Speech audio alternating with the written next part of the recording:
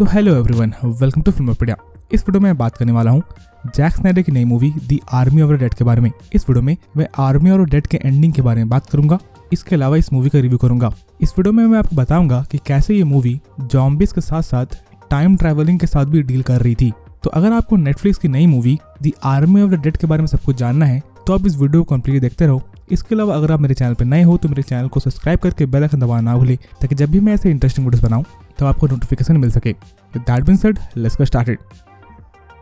तो चलिए सीधे पॉइंट पे आते हैं और इस मूवी के एंडिंग के बारे में बात करते हैं। इस वीडियो में मैं आर्मी ऑफ द डेड की कंप्लीट स्टोरी के बारे में नहीं बात करने वाला हूँ, क्योंकि उसकी जरूरत ही नहीं है। तो चलिए सीधे पॉइंट पे आते हैं। तो आखिर वैन के कैरेक्टर के साथ क्या होगा और क्या हमें army of the dead part 2 भी देखने को मिलेगा? चलिए सबसे पहले इसके बारे में बात करते हैं। तो आर्मी ऑफ डेड के एंडिंग में हम देखते हैं कि डेव बटिस्टा की पूरी टीम लगभग मारी जाती है। डेव बटिस्टा को भी अल्फा ज़ॉम्बी बाइट कर लेता है, जिसके बाद इवेंचुअली केट को डेव बटिस्टा को मारना पड़ता है। इसके अलावा गीता भी शायद मर जाती है। उसके बाद मूवी के लास्ट में हम देखते हैं कि वैन का कैरेक्टर उस कसिनो के वॉल्ट से निकलता है पैसों के बैग को लेके। अब सवाल यह है कि वैन उस न्यूक्लियर अटैक से कैसे बचा। तो ये बहुत ही सिंपल सी बात है कि न्यूक्लियर अटैक से अब अंडरग्राउंड बंकर्स में जाके बच सकते हो। तो ऐसा हो सकता है कि उस वॉल्ट ने एक अंडरग्राउंड बंकर का काम किया और वैन बेसिकली उस न्यूक्लियर अटैक से बच गया। सो वैन को बेसिकली लुडविक ने कसिनो की उस वॉल्ट में बंद किया था जब अल्फा ज़ॉम्बी ज्यूस ने उनके ऊपर हमला किया था तब। उसके बाद हम इवेंचुअली देखते हैं कि जो वैन कैरेक्टर होता है वो एक प्राइवेट प्लेन बुक करता है और वो कहीं जा रहा होता है। मूवी के लास्ट में हम सुनते हैं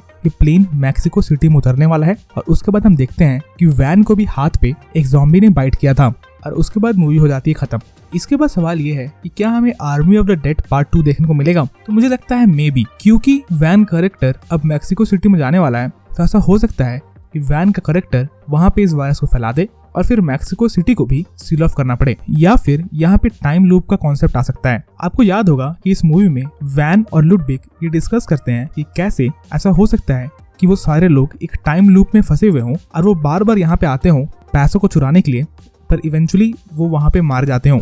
वैन ऐसा डिस्कस इसलिए करता है क्योंकि वहाँ पर वो कुछ बॉडीज को देखते हैं जिन्होंने सिमिलर कपड़े पहने हुए थे। सो ये टाइम लूप वाली थ्योरी वैसे अच्छी है, मुझे पसंद है, क्योंकि जो अल्फा ज़ॉम्बी ज्यूस था उसके ओरिजिन के बारे में हमें नहीं पता है। हमें नहीं पता है कि आखिर वो कौन था और उसे आर्मी क्यों ट्रांसपोर्ट कर रही थी।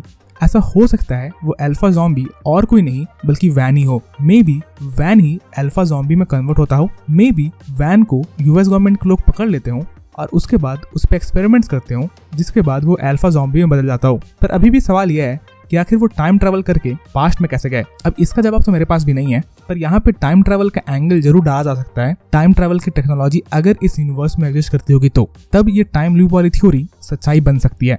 आपको ये टाइम ट्रैवल वाली थ्योरी कैसे लगती है, ये बात मुझे आप कमेंट्स में बताओ। और क्या आपको भी लगता है कि जो अल्फा ज़ॉम्बी ज्यूस था वो बेसिकली वैन ही था?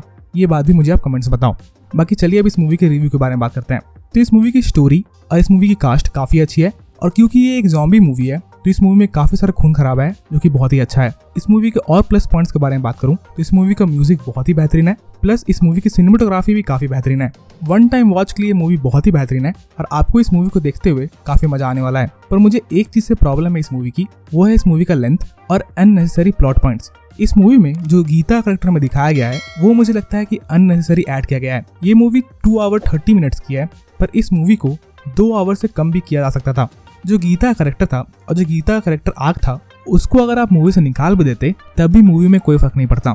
गीता बेसिकली लास वेगास के अंदर क्यों गई थी? ताकि वो कुछ पैसे ले सके और वो अपने बच्चों को एक अच्छा फ्यूचर दे सके। उनके बच्चों को तो इवेंचुअली इवैक्यूएट करा लिया गया, पर गीता लास्ट में उस प्लेन क्रैश में मर जाती है। जो केट का मोटिवेशन था गीता को बचाने का, वो क्या था कि उसके बच्चे ऑर्फन ना बने, पर मूवी के लास्ट में उनके बच्चे ऑर्फन बन ही जाते हैं। तो गीता के कैरेक्टर को डालने की क्या जरूरत था अगर आप गीता को लास्ट में जिंदा नहीं बचाते हो? तो गीता की उस कैरेक्टर को अगर काट दिया जाता और उसके अगर कैरेक्टर आर्क को काट भी दिया जाता तब भी इस मूवी में कोई फर्क नहीं पड़ता। जब देव बटिस्टा उस कसिनो से उड़ के ओलंपस की बिल्डिंग में जाता है, उस पार्ट को काट दिया जाता और हम देखते कि जब ज्यूस को ये पता चलता कि उसकी क्वीन को मार दिया गया है, तब वो सिर्फ कसिनो पे हमला करता और देव बटिस्टा की टीम को मारने की कोशिश करता। मूवी में हमें दिखाया जाता है कि पहले ज्यूस कसिनो पे हमला करता है, उसके बाद ओलंपस में जाके हमला करता है और ओलंपस की बिल्डिंग से वो हेलीकॉप्टर पर जंप करता है। पर कसिनो से ओलंपस जाने की जरूरत ही नहीं थी अगर आप गीता कैरेक्टर को इस मूवी से हटा दो। तो सिंपली हमें दिखाया जा सकता था कि कसिनो की बिल्डिंग से ही ज्यूस का कैरेक्टर उस हेलीकॉप्टर पर जंप करता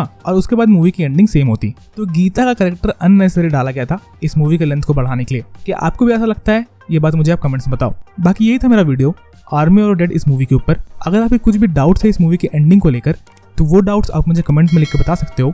इसके अलावा आपको ये मूवी कैसी लगी ये बात मुझे आप कमेंट्स में बताओ। इसके अलावा अगर आपको ये वीडियो पसंद आई तो वीडियो को लाइक करना ना भूले, और अगर आप मेरे चैनल पर पहली बार आए थे तो मेरे चैनल को सब्सक्राइब करके बेल आइकन दबाना ना भूले, ताकि जब भी मैं ऐसे इंटरेस्टिंग वीडियोस डालूं तो आपको नोटिफिकेशन मिल सके। And as always thanks for watching.